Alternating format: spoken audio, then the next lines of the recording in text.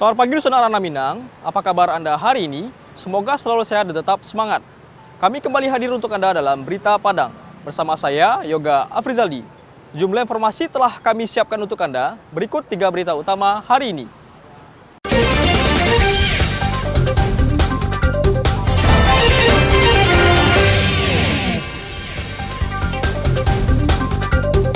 Akses jalan minim, warga kesulitan pergi ke puskesmas. 3 pemuda pelaku pemerasan bersenjata tajam diringkus polisi. Setiap hari, PMI Padang kekurangan 100 kantong darah.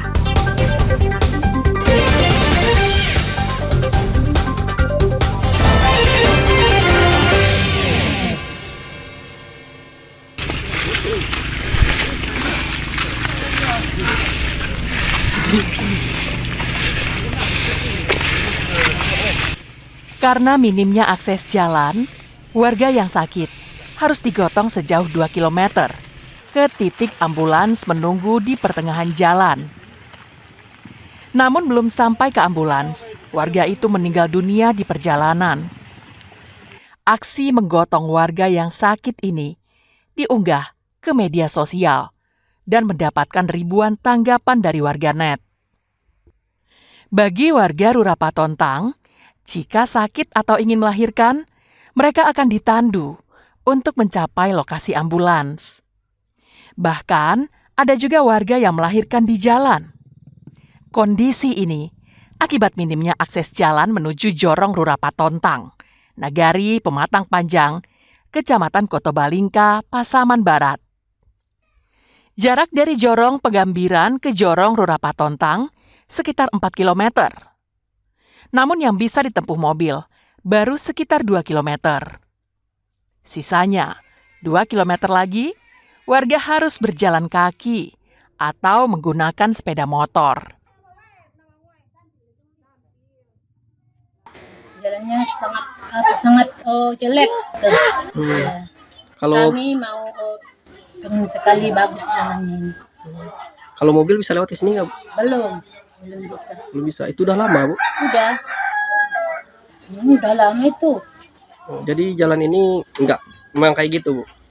Iya. Selama ini saya begini terus nggak pernah baik, nggak pernah bagus. Iya, benar orang meninggal juga udah pernah di jalan. Kampung Rurapatontang ini telah ada sejak ratusan tahun yang lalu. Namun hingga saat ini, jalan menuju Kampung Rurapatontang belum bisa dilewati mobil.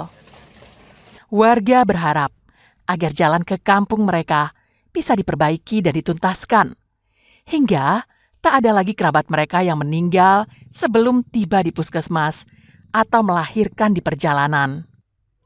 Safatul Ulum melaporkan dari Pasaman Barat.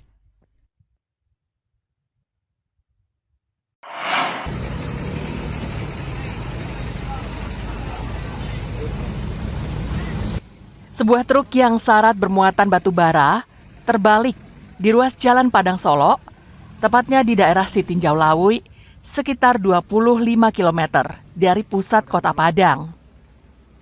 Selain muatannya berserakan, posisi truk itu juga melintang di jalan. Akibatnya, ruas Jalan Padang Solo macet total. Peristiwa ini terjadi pada Selasa siang. Pengemudi harus bersabar menunggu truk itu dievakuasi dan batu bara yang berserakan disingkirkan dari jalan. Kami laporkan pada sore ini untuk arus lalu lintas dari arah Solo menuju Kota Padang terpantau padat dan merayap. Begitu juga sebaliknya arus lalu lintas dari arah Kota Padang menuju Kabupaten Solo juga terpantau padat merayap. Dikarenakan adanya 1 unit mobil truk tronton yang bermuatan batu bara jatuh atau laka tunggal kontrol di seputaran Merones yang mengakibatkan material bahan atau batu bara tertumpah di badan jalan dari kemarin. Namun belum tuntas evakuasi truk dilakukan. Beberapa ratus meter dari lokasi itu, sebuah truk yang membawa semen curah juga terperosok di selokan karena tak kuat mendaki. Jalan pun kembali tersendat karena sebagian badan truk menutup setengah badan jalan. Polisi lalu lintas dari Polres Solo yang datang ke lokasi terpaksa mengerahkan alat berat dari sebuah proyek yang sedang beroperasi di kawasan itu. Lagi-lagi, pengguna lalu lintas harus bersabar menunggu proses evakuasi. Tapi derita pengemudi belum berakhir. Di hari yang sama, hingga malam, tercatat ada 4 unit truk yang mengalami kecelakaan tunggal. Akibatnya bisa ditebak.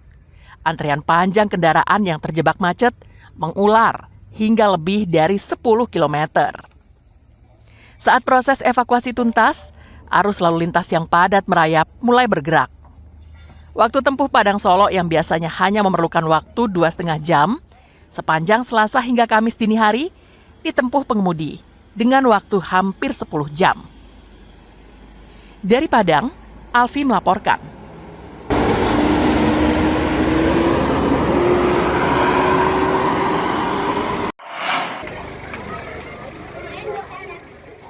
Setelah terhenti selama 2 pekan, program makan bergizi gratis di Pariaman kembali dimulai pada Kamis pagi. Sebanyak 16 sekolah yang berada di Kecamatan Pariaman Tengah dengan murid sekitar 3.500 orang kembali menerima paket makan siang bergizi gratis dari pemerintah. Sekolah yang telah mendapatkan program ini sangat antusias menerima pembagian makanan yang bergizi. Dengan lahap, mereka menyantap makan siang dengan menu beragam. Pihak sekolah berharap program ini terus berlanjut dengan harapan adanya perbaikan standar seiring berjalannya waktu. Produksi makanan menurut standar gizi itu sudah cukup, tetapi yang perlu lagi ditingkatkan yaitu buahnya, karena buahnya itu agak sedikit, seharusnya buahnya itu sesuai dengan standar kesehatan.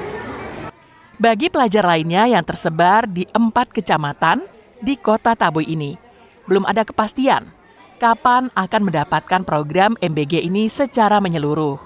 Hanya Kecamatan Pariaman Utara yang diperkirakan akan dilaksanakan bulan Juli mendatang. Untuk informasi dari penyedia, itu sekitar bulan Juli itu baru bisa didistribusi ke Kecamatan Pariaman Utara, itu baru Juli. Nah, untuk Kecamatan Pariaman Timur, Kecamatan Pariaman Selatan, itu kita masih menunggu informasi selanjutnya dari BGN itu tersedia. Berarti belum ada kepastian terdapat? Belum ada kepastian. Karena untuk ketersediaan di Pariaman Tengah saja, ini baru 3.500 siswa kurang lebih. Pariaman merupakan kota pertama di Sumatera Barat yang memulai program makan bergizi gratis di Sumatera Barat. Namun program MBG ini sempat terhenti karena ketiadaan tempat makan yang bisa dipakai ulang. Namun kini masalah itu telah teratasi. Eki Rafki melaporkan dari Pariaman.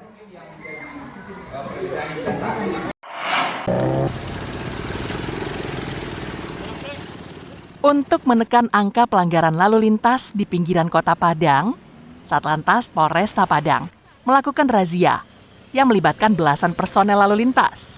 Dalam razia itu, polisi menghentikan kendaraan yang melakukan pelanggaran secara kasat mata, seperti tidak menggunakan tanda nomor kendaraan bermotor, tidak menggunakan helm, berboncengan 3, dan menggunakan knalpot bising.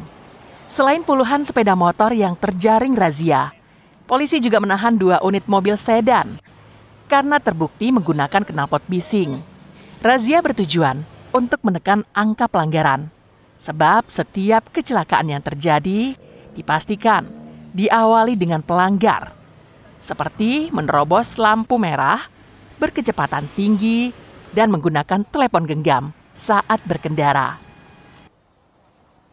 Sasaran kami yaitu berupa pelanggaran kasat mata, diantaranya yaitu tidak memakai helm, dapat pemakaian knalpot brong, dan tidak memakai TNKB, tanda nomor kendaraan bermotor. Termasuk juga nanti kalau sudah kita lakukan pemeriksaan, kita lanjutkan dengan pemeriksaan surat-surat. Kalau seandainya tidak ada SIM atau tidak ada STNK, nanti kendaraannya kita amankan dulu. Para pelanggar lalu lintas itu dijatuhi sanksi sesuai Undang-Undang Lalu Lintas. Dalam razia yang hanya digelar selama 1 jam itu, polisi berhasil menahan 60 unit kendaraan yang terdiri dari sepeda motor dan mobil. Robiham melaporkan dari Padang.